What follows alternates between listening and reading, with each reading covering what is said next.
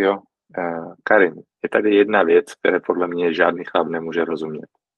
A to je trénink 14letých dívek. Stává se mi občas, že jsem v kontaktu s nějakým trenérem, který se prostě věnuje tomu ženskému sportu, u mě je to nejčastěji ten fotbal a přichází se zajímavou otázkou. Jako já prostě jim vůbec nerozumím a vůbec netuším, jak s nimi mám komunikovat. Jedna věc je samozřejmě to fotbalové zatížení, to znamená udělat pestový trénink a tak dále.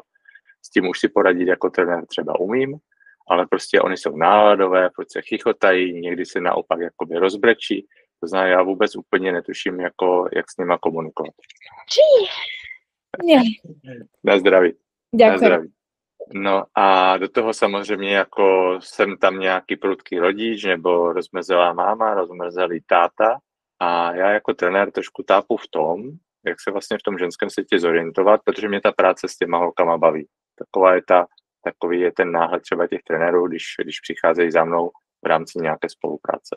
No takže pro mě je úplně ideální příležitost tebe jako ženy se zeptat, vlastně co bychom těm holkám v těch mužských rolích mohli nabídnout, aby i ten ženský sport, řekněme, jsme hledali takový ten způsob, jak to dělat správněji nebo lépe, nechci jako se nikoho dotknout, ale pořád je to nějaký proces a pořád hledáme, jak věci zlepšovat.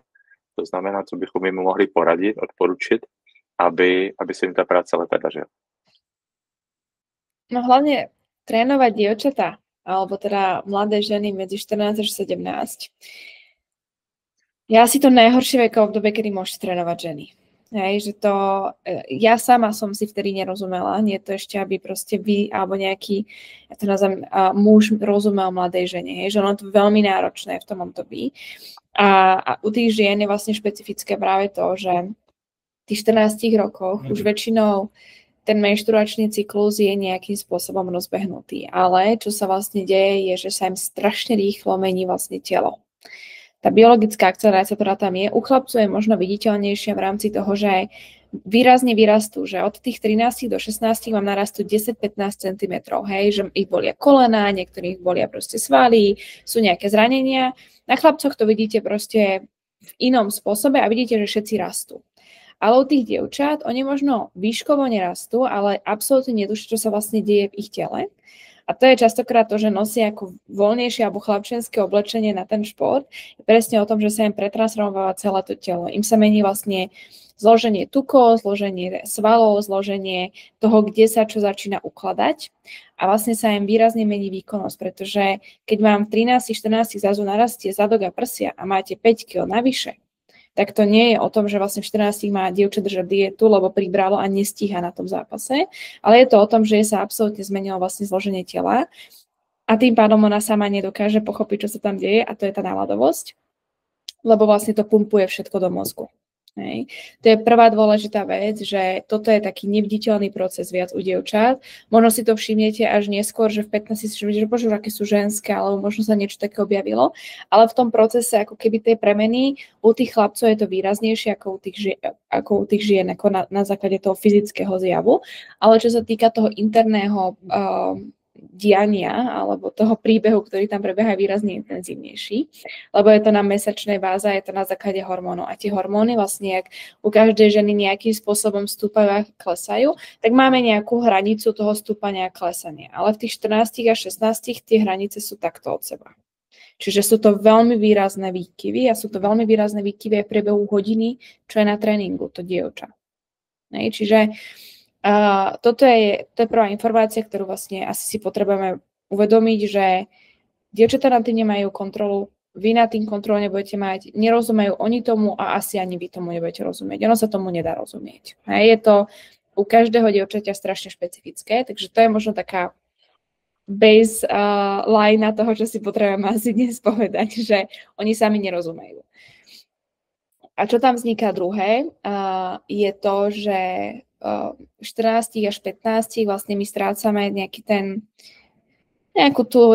rešpekt voči autoritám, povedzme si úprimne, to nie je ani u dievčat, ani u chlapcov, proste to sa deje všeobecne u tínedžerov, čiže strácame autoritu voči ľuďom, ktorí nám niečo hovoria. Čo je už len špecifickejšie, nebude mi tu nejaký chlap hovoriť do toho, čo idem robiť a nebudem robiť. No, to zní hodně odvážně. Áno, a pamätám si to sama, mala som vždy iba mužských trénerov, takže presne si pamätám, keď mi bolo zle, nevedela som, čo sa vo mne deje a proste nejaký tréner za mňa prišiel, väčšinou to bývalo nejaké zimné príprave, kedy sa nám tí tréneri aj menili, boli nejaké kondičky a tak a proste on odo mňa chcel premet. Moja prvá myšlienka, že nemôžem to tu vypípať, určite to nespravím, hej, že je mi zle, ja tu proste premet teraz sa tu nebudem strápňovať pred všetkými v hale, lebo to neviem urobiť, tak to chápem, že to robiť nebudem, hej. A strašne je tam dôležité to, že ako nejaký tréner začne pristupovať k tým dievčatám, nemôžeme my na každú, keď je to hlavne tímový šport, brať ohľad, že všetko bude individuálne. To sa nedá, hej, to si môžeme asi úplne jasne toto zadefinovať, že musíme nastaviť nejaký taký všeobecný rámec, ako v tíme budeme fungovať a ten všeobecný rámec by mala byť trpezlivosť a láskavosť.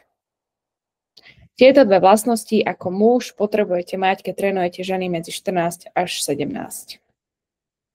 Bez toho sa zrútite aj vy, aj tie ženy, lebo to bude extrémne náročné, čiže láskavá komunikácia znie v tom, že netreba hľadiť, netreba iba chváliť, ale je to o tom, že sa zaujímame. To je láskavá komunikácia. Zaujímame sa, čo sa deje. Keď vidíme, že je nejaký problém, tak sa opýtame, či vieme v tom probléme nejak pomôcť, alebo máme ich nechať samostatne, si to vyriešiť. Pravdepodobne vám povedia, že s ničím neviete pomôcť, lebo ste len ďalší chlap.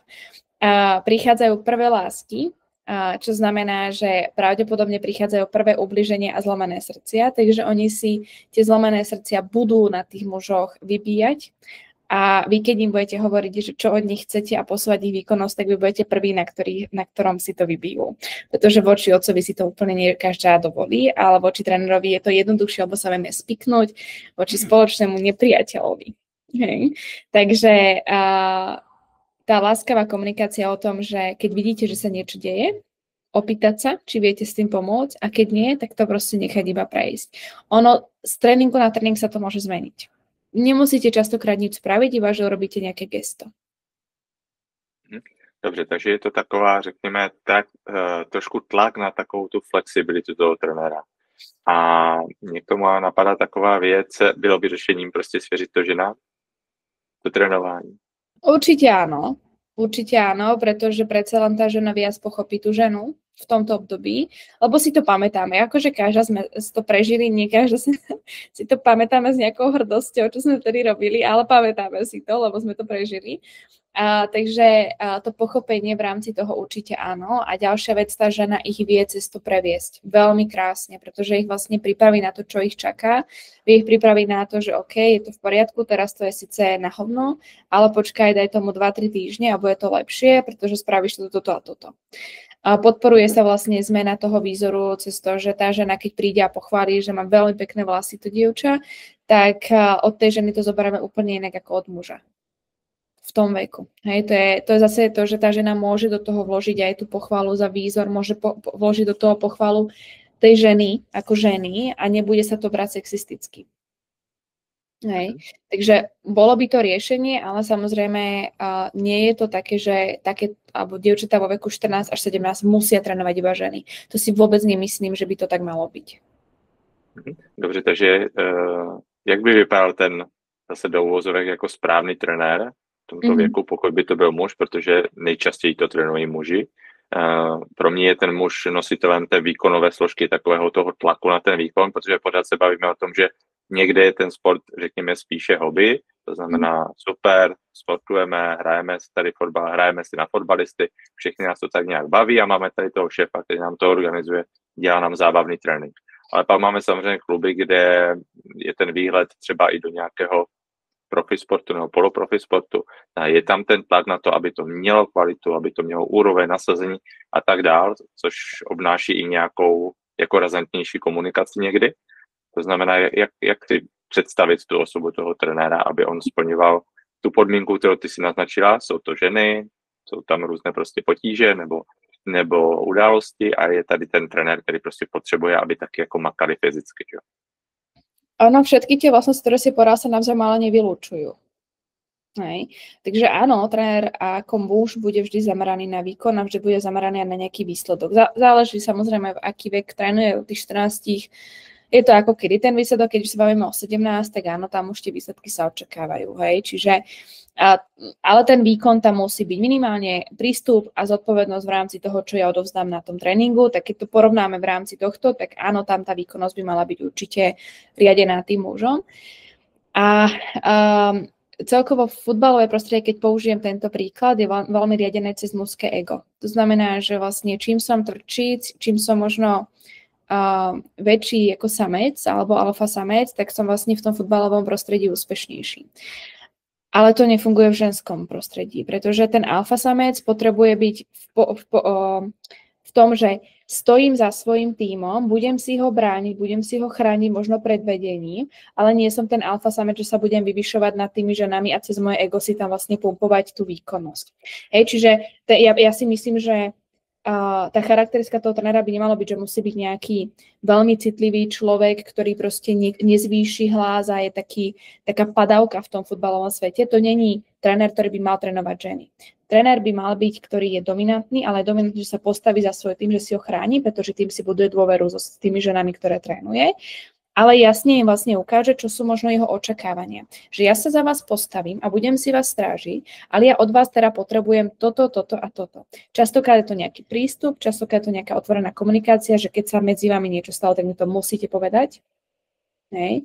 A je to budovanie toho záujmu, ktoré vlastne on o nich má. Ale nie v tom, že či sa všetky majú dobre, ale toho záujmu, že si všimnú nejaké, alebo že si všimne nejaké drobnosti, keď v tom týme proste začne byť taká napätá atmosféra. Hej.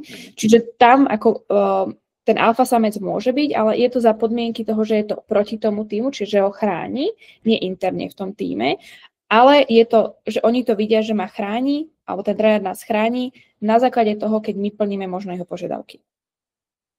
Ale keď sa zabuchnú dvere a tie požiadavky nie sú plnené, tak on má vyžadovať to, že pozrite, ja sa za vás postavím, ale mne sa nepáčil váš prístup, mne sa nepáčilo to, že ste to vzdali v nejakej 50. minúte a mne sa nepáčilo to, že sa tu 2-3 hádate, ako to musíte rozvieť celý tým. Toto sa musí vyriešiť. Hej? To je ten tvrdší prístup. No toto, když tohle říkáš, tak mně osobně v mém světě to rezonuje i s tím, že takhle může vypadat trenér i u mužů. I u chlapců ve věku 14 až 17 let, protože zmiňuješ určité kompetence, jako je zájem, komunikace prostě a tak dál. A my se pořád dokola o tom bavíme, že to do toho sportu patří. Zrovna v tomhletom období, kdy učíme ty děti jako vyjadřovat nějaký názor, mít názor na svět a komunikovat ho kolem sebe navzájem. Takže já bych se vůbec nebránil tomu, aby takhle vypadal trenér i v mládeži třeba v Českém fotbalovém klubu. Ja vlastne neopisujem, že takto by mal vyzerať iba ženský tréner, takže určite áno, lebo k tomu sa vlastne potrebujeme dostať, že keď je kompetentný dospelý, ktorý vie, v čom je v živote dobrý a teda bude to trénerstvo, tak on môže trénovať, či sú to deti, či sú to ženy, či sú to muži, či sú to seniori, môže trénovať kohokoľvek a posunie ich. Ale my sa bavíme o tom, že u tých žien je väčšia citlivosť na to, že pokiaľ ich tam trénuje tréner, ktorý nemá tieto kompetencie, tak ich naozaj vie viac zmrviť, ako keby trénoval chlapcov. Tam je väčšie riziko toho, že im vie extrémne vlastne narušiť to, ako budú mať sebahodnotu, ako sa budú cítiť ako ženy, ako vlastne budú, alebo zostanú v tom športe, alebo odídu z toho športu. Hej. Čiže u tých žien to má väčšie dôsledky na ten možno život po športe alebo mimo športu, ako je to u chlapcov. Lebo chlapci sú tiež rovnako výkonoví, takže oni sa vedia otriasť od istého tréningu a proste zahodiť to za hlavu. Už je to tak úplne není. Čiže preto na to možno tak, ako som to tak vymedzila viac, lebo máme skúsenosti práve s tým, kedy sa to deje už v tej realite, že už tie dievčatá sú niečím vlastne také, nechcem to nazvať ako poškvrnené, ale už tam majú proste tú tendenciu, že tréner zvýši hlas a ich proste mykne. Dobře, hele, za mě to jsou velmi užitečné tipy a já bych se možná na závěr chtěl zeptat na úplně konkrétní jako věc. Jsi žena, sama si sportovala. Co ty si dneska myslíš s určitým odstupem o tom, řekněme, jako hraničním profesionálním sportu, o tom, že ta žena, když se teda u toho ženského sportu, jako opravdu jede takovým striktně výkonovým mužským způsobem, žene to na tu hranu, víceméně to tělo, ty potřeby toho těla tak trošku neposlouchá nebo nerespektuje. Jako co si o tom dneska myslíš? Asi na to nemám také, že či je to dobré alebo zlé, lebo to nie je čierno-biela odpoveď, je to niekde v tom spektre, pretože ono to každú ženu dobehne. My sa tomu nevyhneme, ako my môžeme ísť 10-15 rokov v kariére na výkon, ale potom sa nemôžeme čudovať, že v 30-ke vlastne máme problém s hormonálnym systémom, máme problém otehotenie, máme problém s tým, že napríklad nám vôbec nefunguje metabolizmus, že sa nám zastaví po športe, čiže strašne veľa ženy priberú, alebo práve, jak idú v tom výkonnostnom športe, tak oni možno 5-6 rokov nemali pravidelnú menštruáciu, lebo nemali vlastne dostatok tuku v tele, aby mohla vlastne žena menštruovať. Čiže to sú proste dôsledky, ktoré každá žena by mala vedieť a nech sa rozhodne vlastne podľa seba, že či do toho idem alebo do toho neidem. Samozrejme existuje aj to bezpečné fungovanie v tom športe, že žena dokáže podávať naozaj skvelé výkony, živiť sa tým športom a mať to ženské zdravie pekne podchytené, ale o tom sa musí začať hovoriť, čo to vlastne znamená. Hej. To znamená, že napríklad žena by nemala mať pod nejakých 10-11% tuku. Už to je veľmi akože rizikové v tom tele, lebo tam automaticky menštruácia končí. Keď menštruácia končí, to znamená, že žena vlastne nemá ako keby tú stabilitu emócií, čiže emočnú stabilitu, čiže je emočne labilná. To znamená, že nebude zvládať tlak, nebude zvládať chyby, nebude sa vedieť vyrovnať s neúspechom a to všetko vlastne na to nadväzuje. Čiže bude úspešná? Možno bude, ale ten prežitok z toho úspechu vlastne vôbec nebude ten kvalitný, lebo sa dostaneme na začiatok, nemá menštruáciu, tým pádom nemôže mať emočnú stabilitu, aby dokázala prežiť tie emócie. Hej. Takže to sú dôsledky, ktoré každá žena si musí zohľadniť. Mám v svojej praxi ženy, ktoré podávajú výkonový šport, majú kvalitné ženské zdravie a funguje im to dobre. A je to nejaké rozhodnutie, že do tej 30-ky, do 31 by som chcela v tom športe zostať. Všetko OK. Mám ženy, ktoré idú cez mori, keď to tak nazvem, a utekajú od svojho osobného života, utekajú od svojich osobných problémov do výkonového športu a myslia si, že vlastne keď tam uspejú, tak dostanú akékoľvek ocenenie, ktoré im v živote chýba väčšinou od rodičov, väčšinou od partnerov a tak ďalej. A sú to aj hobby športovkyne častokrát. A potom mám ženy, ktoré si viac vyberajú to, že OK, tak pre mňa vlastne ten šport, ktorý robím, bude nejaký doplnok, ale ja si teraz začínam popri tom už budovať kariéru B. A majú tu tak pekne rozložené, čiže naozaj nemôžem povedať, že som za alebo proti. Ja si myslím, že je to rozhodnutie každej ženy úplne individuálne a je to skôr to, že vidíte dôsledky a rozhodnúť sa na základe toho, že mám všetky informácie. A tu nastáva problém, pretože ženy nemajú vždy všetky informácie, pretože ženy sa začali skúmať posledných 10 rokov, čož teraz nám krásne prichádzajú prvé objavy o menopauze, o menštruačnom cykle, o tom, ako nám to ovplyvňuje psychiku, o tom, ako je rozdielný ten ženský s mužským mozgom, aj keď iba o 2%, ale je tam veľký rozdiel.